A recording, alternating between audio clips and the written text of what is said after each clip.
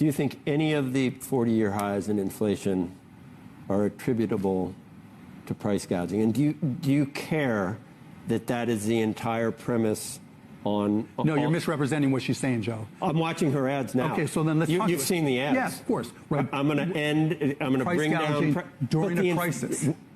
Okay, during a crisis. What do you think caused the 40-year... Do you think supermarket gouging had anything to do with... No. You think it was putting too much stimulus on top of a supply constrained... Biden and... Then it just looks to me like they're not being truthful with this, and they're trying to deflect blame to corporations because of their record. It's still important.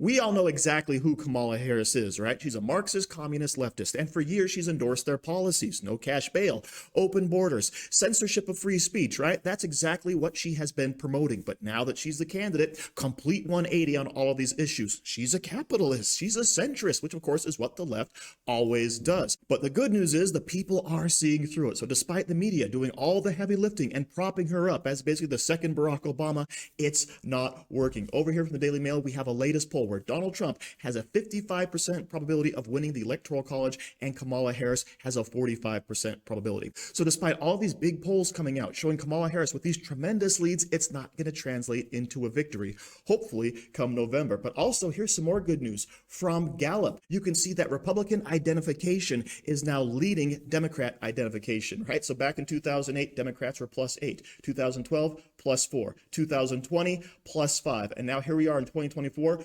Republicans +3. This has not happened since all the way back in the 2000s. And if you look at this trend, check it out. 52% has been whittling away for Democrat identification all the way down to 45%. I wonder why that could be. Is it possibly because all the Democrat policies just simply aren't that popular with the public and people actually want to have lower taxes and safety and security in their streets? Of course they do. But all of this doesn't matter to Mark Cuban, who is blinded so much by his Trump derangement syndrome that he's going to go out there and shill for Kamala Harris over on CNBC. Let's check this out. But before we get into the clips, please like and comment on this video so we can break through the algorithms. Here we go. How much more do you think the public knows now? And how much more do you think the public should know? Well, I think obviously they know more. She's talking more. She's giving speeches. She was very clear about tariffs right there.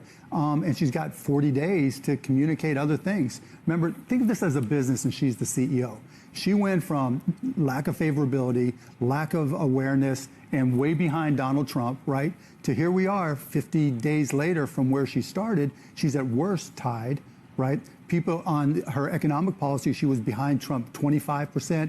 Now she's behind 11%. So she's making progress. And if she just continues along that trend, the trend is her friend, it means she's doing the right things. And so she'll keep on communicating new ideas, new elements. She was a lot more specific on tariffs and where she stands. The difference between her and Donald Trump, to her point, Donald Trump will say what fits to the audience.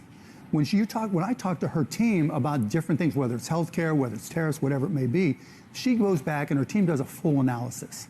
She doesn't just say yes or no. They really dig into what she said. What's the impact? But there is a critique that actually she will say whatever the audience wants, right? I mean, we look at the tipping, the tipping thing that took place in Nevada.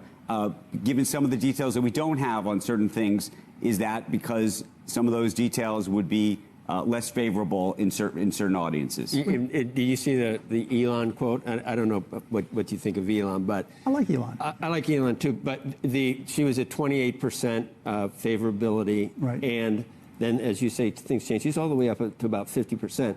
I would just argue that filling in the blanks does not account for that move, and that the media coverage has been so positive and almost marked that it's like, we don't have to worry about trying to elect this guy who is clearly not up for another 4 years. And it's not Donald Trump. So they would have, the left and the people that need a candidate would have embraced anyone at that point. And you know, ABC, it was 100% positive coverage of her, 92% negative of Trump. So Elon says, what changed the media coverage? Okay, so we're supposed to believe that Donald Trump is the one who's flip-flopping on his policies? Kamala Harris has done a complete 180 on every single policy she has ever held. You'd think you're voting for Ronald Reagan to hear her speak today, right? Despite the fact that she's been a raging leftist, well documented in the media for the last 8 years. I mean, this is crazy pills on the case of Mark Cuban. And of course, her improving numbers. As the public gets to know her, she's doing better. No, she has already plateaued. She's not getting the big boosts after the DNC. She's not getting the big boosts after the debate. Instead, her numbers have started slipping, Mark. And the more she comes out and speaks, the more she comes out and does interviews, the more people are going to see that she's just pandering. She has no real policy. It's all a bunch of talking points and word salad, right? There is no substance there. But then, of course, why is she doing so well? Why have her numbers improved? Well, remember just a few months ago where she was a drag on the Biden campaign and the leftist media was openly calling for her to be replaced? She was a joke and everyone knew she was a joke. But all of a sudden, when you have 100% positive coverage from ABC and 90% negative coverage for Donald Trump on ABC, what's going to happen? Of course, her numbers are going to rise. But as I just mentioned, she has already plateaued and is now on the way back down, which is where she's used to going. I don't know whether it's good or bad that there are half the people that under no circumstances, no matter what, would ever vote for Donald Trump. Can you imagine why? On the other half, this is where I'm getting. Okay. On the other half, there are half the people that under no circumstances can look at what her comments have been in the past, and there's just, for whatever, just having gone back to, with me, the Dukakis days, the McGovern days, there's just no way that, and I'm not speaking for what I would do now, but there are people who think it's so patently far left and progressive, they would never, under any circumstances, vote for Kamala Harris. And here we are. Right. Have you convinced anyone to change? Yeah, of course. You've convinced people to change? Oh, yeah, for sure. Oh, I can't convince Right, because anyone. here's what I say, right? Here's what I think is happening. She's learned, all of politics has learned from Donald Trump over the last 10 years. The way politics were done pre-2016 versus now is night and day difference. Not so much in the Democratic Party up until Kamala Harris. She learned what he did. He took over the Republican Party. The way the Republicans were in 2015 is nothing like they are in 2024. Now the Republican Party has basically become the family business. Kamala Harris has learned from that. She's basically taken over the Democratic Party. That does not sound like a good thing, Mark. May or may not be, right? But it's a reality, right? In order to win, she said yesterday, she's not an ideologue. She's open to all ideas from everybody, from business, whoever. That's important. That's the difference. And when you listen to her talk, you know, we talked about Donald Trump. Her team really does vet, even if it's no tax on tips. They vet the whole thing, and it's very considered. But there's not going to be But when Bernie Sanders said she'll say anything, did the rest of the Democratic Party just go, "You idiot, shut up"? What are you doing? Because he said she'll move to the center, but she still holds dear all the things he holds dear. This assertion that Mark Cuban made that Kamala Harris is taking over the Democrat Party is completely laughable. No, she was handed this nomination. She was chosen by the powers that be in the Democrat Party to be the next puppet. And that's exactly what she is. Okay, all of the calculations she's making to go see if the policies are going to work or not. No, she's just saying whatever is going to pander to the public. And as is pointed out, Bernie Sanders has said, oh, she's just as left-leaning as she's always been. Okay, she hasn't changed her spot, and this is exactly what the leftists always do. It's what Joe Biden did. They're going to run as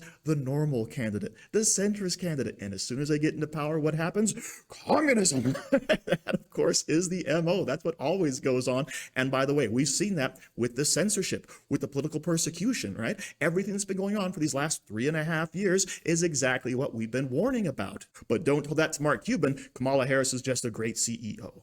But to your point, right, what is it, 75% of manufacturers have under 20 employees, right? There's like 4,000 companies that have more than 5 manufacturing companies. Donald Trump is trying to come in with a hammer and say, right, you're the nail. I'm going to hit you with a 200% tariff, John Deere. Kamala Harris is saying, I'm going to give you incentives to manufacture more.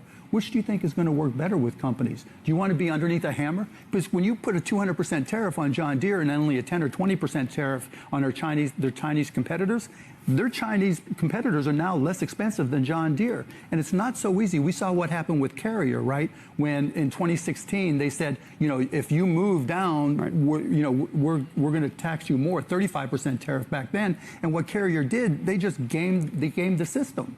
Right? They just fired different employees. Do you think any of the 40-year highs in inflation are attributable to price gouging? And do you care that is the entire premise on? No, you're misrepresenting what she's saying, Joe. I'm watching her ads now. Okay, so then let's talk. You've seen the ads. Yeah, of course. Right. I'm going to bring down during a crisis. Okay. During a crisis. What do you think caused the 40-year? Do you think supermarket gouging had anything to do with? No. You think it was putting too much stimulus on top of a supply constrained? Biden and then it just looks to me like they're not being truthful with this, and they're trying to deflect blame to corporations because of their record. It's still important. There's going to be another hurricane. There's going to be another tornado. There's going to be another natural disaster. And there's 37 states that have laws. But the free market comes in and it doesn't, though, Joe. It does eventually. It does eventually. But eventually, meanwhile, 37 states have the same type of law. Right. And what happened? By the way, how do you feel about the credit cards?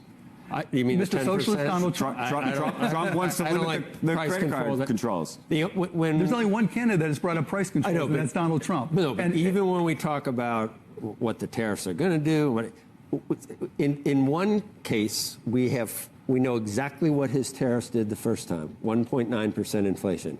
We know exactly that's where it was. That's where it was. The other thing, Mark, I still think immigration and illegal immigration is a huge drain on a lot of the jobs that we've added. There's been no net gain among natural born. I'm not saying I don't want immigration. We all love immigration. It's made this. We're all immigrants. Right. We're all descended from immigrants. But I don't think you can have an open southern border. When it comes to tough questions, Mark Cuban has no answers. I mean, basically, Kamala Harris's entire economic platform to reduce inflation is going after price gougers, right? She has got nothing else. And that's where she's hammering Donald Trump. That and the tariffs, right? All these new tariffs that Donald Trump is going to impose are going to cause 20% inflation. Never mind the fact that that didn't happen before. 1.9% inflation, despite everyone being afraid of the tariffs. And speaking of the tariffs, when you talk about companies like John Deere, who are moving manufacturing to different countries so they can save money, Donald Trump says, hey, that's not a very good policy. So we're going to go ahead and put a tariff on those you try to sell back into the country. And as far as foreign countries like China, Japan, other places that have heavy tariffs, heavy taxes on any products we try to sell there, what's Donald Trump going to do? Respond in kind to level the playing field. And that, of course, was always a net benefit, which was a proven track record by Donald Trump, as was rightly pointed out in that segment. Also, don't forget, many of the jobs, when we brought up the border at the very end, many of the jobs that were created, 2 million to be precise, over the last 3.5 years, supposedly under Joe Biden, have gone to immigrants, both legal and illegal, but not natural-born citizens. So, of course, as I mentioned at the very beginning, people are waking up to the falsehoods Kamala Harris is claiming, and the truth is finally coming out. So thank you for watching. Don't forget to like, share, comment, subscribe, and stay safe out there, people, because they're coming after you.